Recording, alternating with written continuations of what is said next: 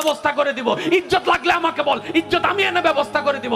আমি আমার কাছে ওইগুলা চা যেগুলো মানুষে দিতে পারবে না, তারপরে আমি তোকে দিব। এবার সত্যি করে বলেন, আল্লাহ কি দেয় না নাকি আমরা নিতে জানি না? আমি সবার মুখ থেকে শুনতে চাই, আল্লাহ কি আসলেই দেয় না নাকি নিতে জানি না? আচ্ছা, যে আল্লাহকে আপনারা মানেন, এটা ওই আল্লাহ না যেটা ফেরাউনকে দিছিল? যারা দাঁড়ায় আছেন তারা একটু বলেন না, এই আল্লাহ ওইটা না যেটা নমরুদকে দিছিল? এই আল্লাহ ওইটা না যেটা আবু জাহেলকে দিছিল? এত বড় বড় বাটফাটদেরকে যদি আল্লাহ দিতে পারে, আপনার মতো মুসলমানকে কেন দিতে পারবে না? উনি দিতে জানে, উনি দিতে পারে, আমরা নিতেও জানি না, চাইতেও জানি না। অনেক আল্লাহর বান্দা আছে বলে, আমি নামাজ পড়ি, তারপর আল্লাহকে চাইছি, আল্লাহর কাছে চাইছি, আল্লাহ আমাকে দেয় নাই। রোজা রাখছি, চাইছি আল্লাহর কাছে, আল্লাহ আমাকে দেয় নাই। আমি এত টাকা মান্নত করছি, চাইছি, আল্লাহ আমাকে দেয় নাই। আহাদে আল্লাহ কি তো আল্লাহ কন্টাক্ট হই না? তুমি কে? বলে যে বান্দা। দেনেওয়ালা কে? বলে যে আল্লাহ। তো আল্লাহ হচ্ছে মালিক, তুমি হচ্ছে গোলাম, তো তুমি চাইতে না থাকবা। তোমার কাজ হচ্ছে চাইতে যাওয়া, চাইতে যাওয়া। ওনার যেই দিন ইচ্ছে করবে সেই দিন দিবে। সময়, বার, তারিখ আপনার বেঁধে দেওয়ার কোনো অধিকার নাই। বাস শেষ তো। মাওলা চাইতে আছে, চাইতে আছে। একদিন, এক সপ্তাহ, এক মাস, 2 মাস, 1 বছর, 2 বছর, 3 বছর, 4 বছর, 5 বছর, চাইতেই আছে, চাইতেই আছে। আল্লাহ দেয় না। 10 বছর পরে আল্লাহ পাক বলে, দেখছস জিবরাইল, দেখছস আমি এতদিন দিই নাই, তারপরও আমার বান্দা আমার থেকে নিরাশ হয় নাই। আমি তো এটা চাইছিলাম। সুবহানাল্লাহ। এখানেই তো প্রেম, এখানেই তো মহাব্বত। আপনি কি মনে করছেন আল্লাহ আপনার নামাজের জন্য বসে আছে? আপনার আমার নামাজের জন্য আল্লাহ বসে আছে, আপনার আমার রোজার জন্য আল্লাহ বসে আছে। আর আমাদের নামাজের সেই কোয়ালিটি নাই যেটা আল্লাহ পর্যন্ত পৌঁছাবে। আমাদের রোজার সেই পবিত্রতা নাই যেটা আল্লাহ পর্যন্ত পৌঁছাবে।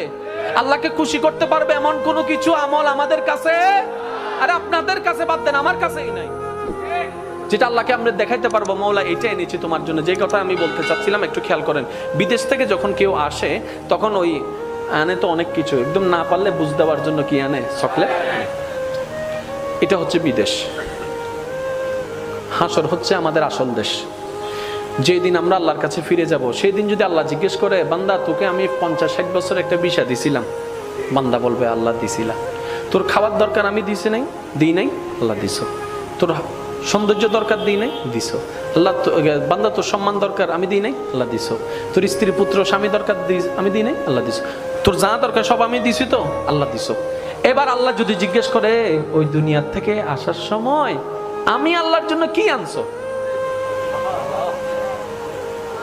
একটা জিনিস তো আমার জন্য আনছস নিশ্চয়, একটা জিনিস আমাকে দে। সেদিন আল্লাহকে কোন জিনিসটা দিবেন? নিজেকে প্রশ্ন করেন, উত্তর দেওয়ার দরকার নাই, নিজেকে প্রশ্ন করে দেখেন। দেখেন আপনার ব্রেনে বলছে কিচ্ছু নাই। সবাইকে প্রশ্ন করেন, কিচ্ছু? জোরে বলেন না কিচ্ছু। আল্লাহকে যে দিতে পারবো, আল্লাহ আমি এটা আনছি। এখন আমরা সাহস করে নামাজটা দিতে চাচ্ছি, ওই শুক্রবারের 2 রাকাত ওইটা আর কি দিতে চাচ্ছি। আবার মনে মনে লজ্জা, আগে কোনো সুন্নত নাই, পরে কোনো সুন্নত নাই, এটা আবার কেমনে দিই, এটা আবার কেমনে দিই। এবার অনেকে ওয়াক্তিয়া নামাজ দিতে চাচ্ছে, আবার মনে মনে ভয় হচ্ছে, এই নামাজ না সেই নামাজ যেই নামাজের মধ্যে বাজারের হিসাব করেছিলাম, এই নামাজ না সেই নামাজ যেই নামাজের মধ্যে কত কিছু চিন্তা করছিলাম, এই নামাজটা তো আল্লাহকে দেওয়ার মতো কোয়ালিটি নাই। এবার অনেকে বলে যে তাহলে রমজানের রোজাগুলা দিই। এবার রোজা যখন দেওয়া শুরু করলাম, ফজরের নামাজ কজা, জোহরের নামাজ কজা, আসরের নামাজ কজা, রাতভর তারাবি চলছে, আমি আপনি বাইরে বাইরে ট ট ট ট ট ট, এদিকে রোজা এদিকে বাটপারি, এদিকে রোজা এদিকে চরিত্রের খারাপ। এটাও দেওয়া সম্ভব?